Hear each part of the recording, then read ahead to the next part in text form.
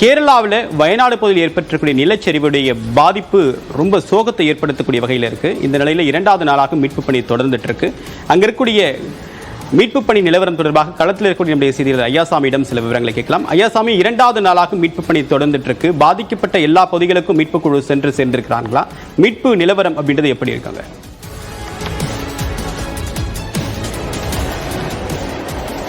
தேவப்பிரியன், நாம் இருக்கக்கூடிய இந்த தீவு போல் காட்சியளிக்கும் இந்த பகுதி தான் கேரள மாநிலம் வயநாடு பகுதியில் உள்ள சூரல்மலை.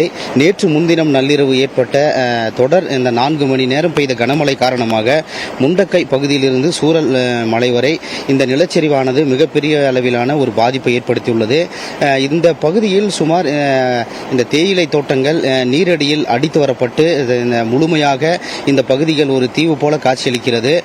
400 குடும்பங்கள் இந்த பகுதியில் இருந்து தற்போது இந்த 150க்கும் மேற்பட்டோர் உயிரிழந்துள்ள நிலையில் மீட்பு பணிகள் என்பது தொடர்ந்து வருகிறது. மீட்கப்பட்டவர்களும் மருத்துவமனைகளிலும் முகாம்களிலும் தங்க வைக்கப்பட்டுள்ளனர். தற்பொழுது இந்த பகுதியில் 2வது நாளாக இந்த மீட்பு பணிகள் என்பது துரிதமாக நடந்து வருகிறது. குறிப்பாக நாம் பார்க்கக்கூடிய இந்த காட்சி வழக்கம் போல் ஒரு ஊர் பகுதியில் உள்ள ஆறுகள் என நினைப்போம், ஆனால் அது கிடையாது. தற்பொழுது இந்த மழை காரணமாக நிலச்சரிவு ஏற்பட்ட பகுதியில் திடீரென ஏற்பட்ட வெள்ளம் தான் இந்த ஆறு போல் செல்கிறது.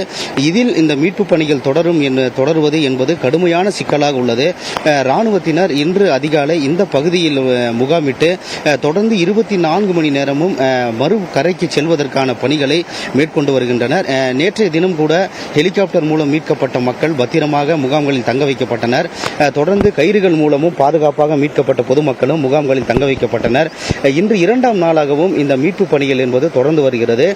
இன்று இந்த ஆற்றை கடக்குவதற்கான பணிகள் தீவிரமாக நடந்து வரும் நிலையில் தற்காலிக பாலங்கள் அமைக்கும் பணியிலும் ராணுவத்தினர் ஈடுபட்டுள்ளனர்.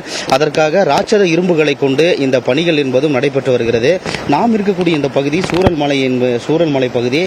பார்க்கக்கூடிய காட்சிகள் அனைத்தும் இந்த வீடுகளை சேற்றுச்சகதிகள் மூடியுள்ளன. சுமார் 10 அடி வரை இந்த சேறுகள் இந்த வீட்டை மூடியுள்ள காட்சிகளை நம்ம ஒளிப்பதிவாளர் கிருஷ்ணா அவர்கள் காண்பித்துக் கொண்டிருக்கிறார். எங்கு பார்த்தாலும் இந்த சேற்றுச்சகதிக்குள் வீடுகள் சிக்கி மரங்கள் அடித்து வரப்பட்டு மிகவும் சேதமடைந்துள்ளன. தொடர்ந்து இந்த பகுதியில் அவ்வப்போது மழை பெய்து வந்தாலும் மீட்பு பணிகள் என்பதும் தொடர்ந்து வருகிறது.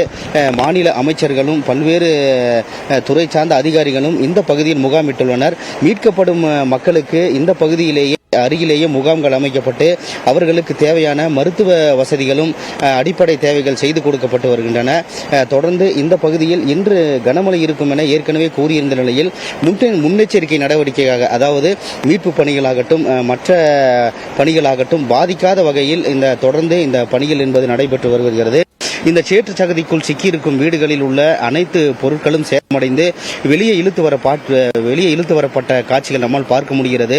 அதாவது கான்கிரீட் வீடுகளே இந்த அளவுக்கு சேதமடைந்துள்ள நிலையில் இன்னும் உள்பகுதியில் ஓட்டு வீடுகள் மிகவும் சேதமடைந்துள்ளன. இந்த வீடுகளுக்குள்ளும் தற்போது ஆட்கள் இருக்கக்கூடும் என்ற அச்சமும் எழுந்துள்ளது. இதுவரை கிட்டத்தட்ட நம் கணக்கு 500க்கும் மேற்பட்டோர் இந்த பகுதியில் சிக்கியிருப்பார்கள். தொடர்ந்து இந்த